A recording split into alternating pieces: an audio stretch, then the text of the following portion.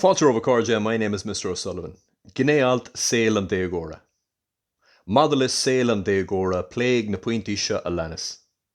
An tácht do bhaine leis sin, rá faointe dhearfacha faoi sin, rá faointe dhiúltacha faoi sin, mulla amháin atá agat faoi sin. An tácht. Is rud tábhachtach é a bheith I do Déagór. Tá sé tábhachtach an saola éáil ó Gné I friúil. Ar ndóigh tá buntáistí agus míbhuntáistí ag buint le sin.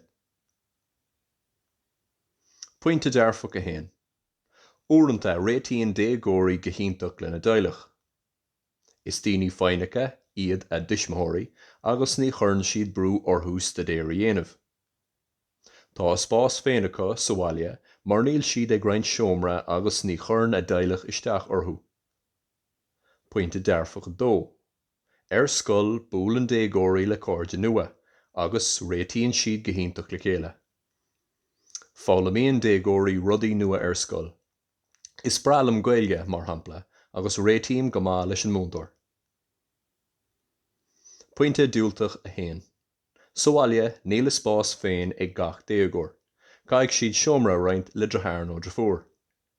Ó am go ham, tá tuismitheoirí tharbheith dian, agus níl cead ag déagóirí dul amach lena Gairde. Pointe diúltach a dó. Foréir, bíonn sé deacair ar leanaí chun dul ar scoil den chéadúir. Tá míbhuntáistí ag buint le saol na scoile, bullaíocht, obair bhaile agus a bheith scarthó de thuismitheoirí mar shampla. Mulla amháin. Níl sé éasca a bheith I do Déagór. Tá buntáistí agus míbhuntáistí ag buint le sin. Bhullaing a bheith féinneach le do thuismitheoirí agus a bheith dearfach ag buint le saol na scoile. Slán libh.